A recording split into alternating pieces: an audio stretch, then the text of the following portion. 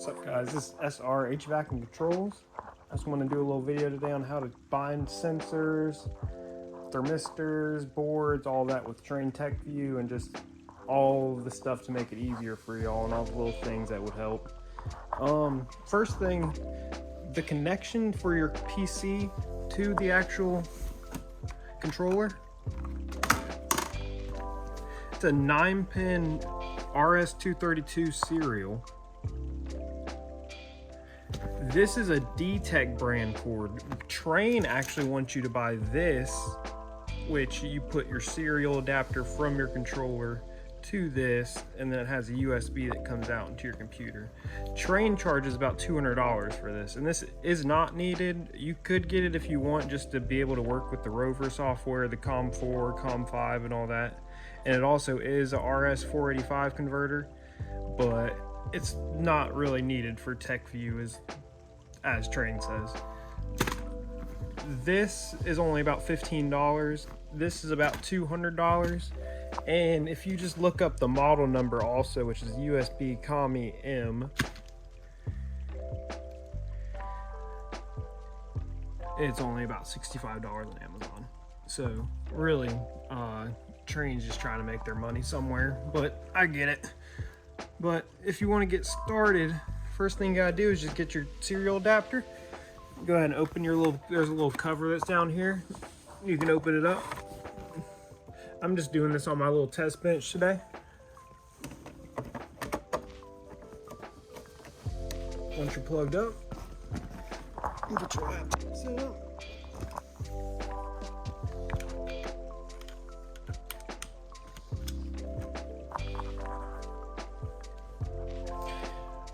One of the big things with Techview and Kestrelview is when you try to open them up, people are going to have communication issues and COM port issues. If you come down here to your Windows and look up Device Manager, it'll pull up this, and you go to your ports, and you'd find whatever port it is. So mine's the COM3, which you could unplug it and plug it back in until identify which one it is.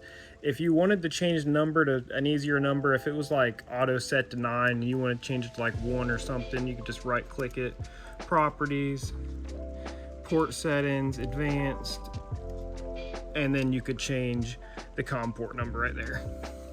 But since I've already set it up and got it all good, I don't have to worry about it. So now I'm just going to open my Kestrelview.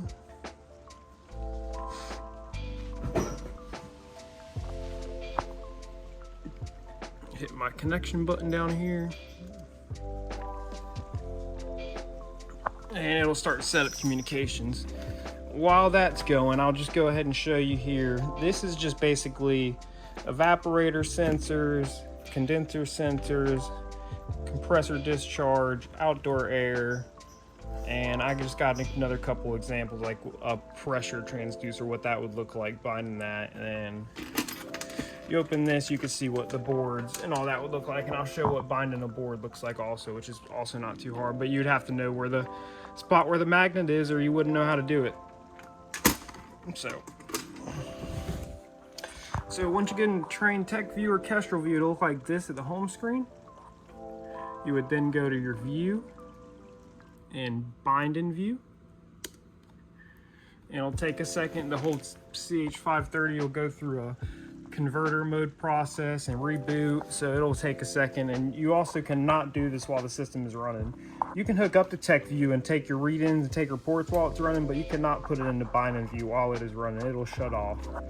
And if you're just trying to mess around, play around with the bind in view, you might end up screwing yourself if you're on a job. So now that we're in our little device manager bind in view here, we can go ahead and find whatever sensor we want to change out. So I'm going to do an evaporator entering, and when I click it and select it, I'm going to get my hardware values, temperature if there's any, minimum, maximum, and whatever sensor board, whatever I click on here will light up.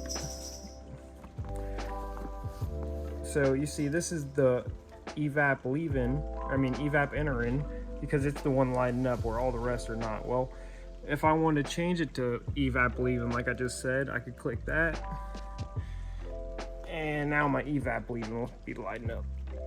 And that just lets you know you're on that sensor. So if you're on a big centrifugal chiller and you at the screen select it, gotta walk over and find it, just making sure you're on the right sensor. So if I were to take my evap enter in and go ahead and hit unbind. Sorry about that. I had to go get a magnet. I should have said that too. You're gonna need a magnet to bind any of these boards, sensors, whatever it is. So highlight the one that we just unbinded, which is the evap enter in. So this is just recreating a scenario. If you're in the field and had to unbind a sensor to rebind a new one, this is basically in the showing the same process, but just rebinding the same sensor instead of putting a new one. So you'd go to that sensor, you'd hit bind. So you had to hit bind before we go to hit it with the magnet. We hit bind on it. What I like using is just taking my drill, chuck off my drill, popping the top off, if I can get it, and find the sensor. And you'll see there's usually a little indicator where the light's at. It's usually a little green dot, if I could show that. Usually a little green dot, and that's where you put your magnet. You don't have to put it close, you just got to get it at least by it. At least you'll see your light up, and that's how you know. But you can get as close as you want, you're not going to damage anything also. But once that's lit up, you can see it's still lit up. I haven't done anything else yet. It still has this screen up where it says, is this the desired device alone selected? Now I'm going to hit yes.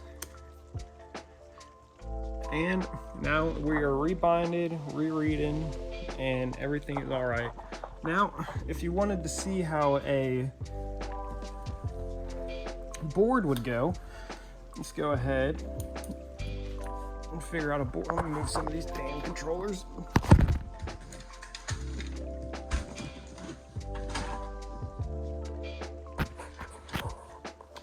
And do some Metasys stuff at some point.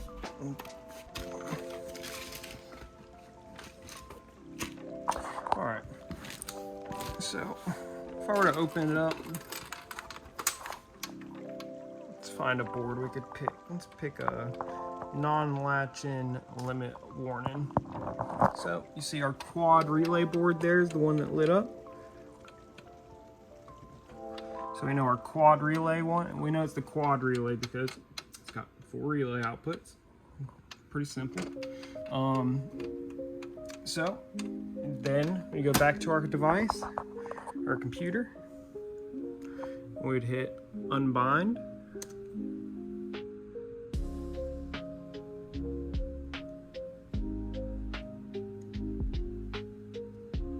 All right, now we're unbinded, device is not bound.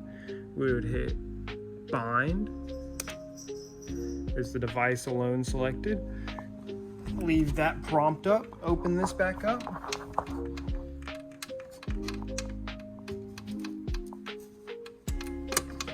Your magnet for these boards is gonna be this little, it's gonna have an arrow.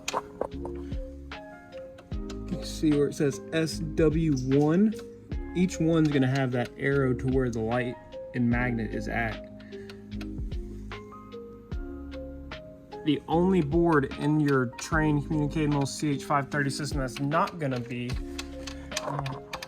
rebinded or need to be reprogrammed or anything is your little power supply board. This will never have to be rebinded. If this has to be replaced, you just replace it. All right, now we will put our magnet here on our quad relay. You see our lights back on. Device alone selected. Yes. And now we're back online. And that's how boards, pretty much just as simple as the temperature sensors. They're all pretty easy. You get a couple more features here on this little screen, like all LEDs on, and that basically just lets you see all your devices.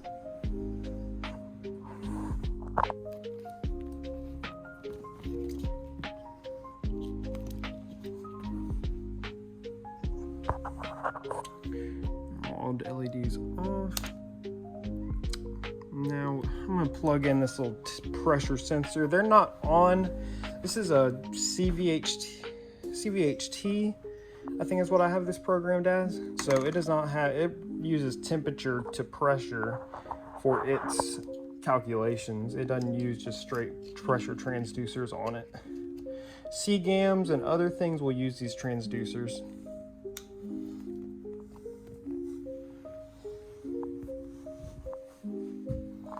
I'm gonna rebuild view now that I've connected that.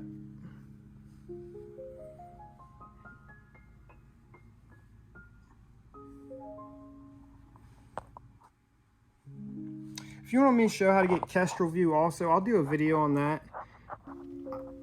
It's a tough one because you don't want everybody trying to get mad and then fix it, but it'd be nice. I know how much everybody likes having Kestrelview. So, oh, frozen a little bit.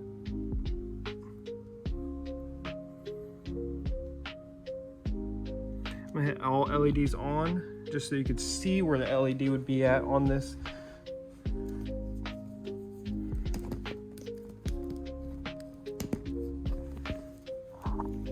So you see that same green sticker, just like on all the rest of the thermistors and sensors. It's on that same transducer right on the top. That's where your LED's at. But I can't show you me binding this just because my configuration does not have pressure transducers in the mix.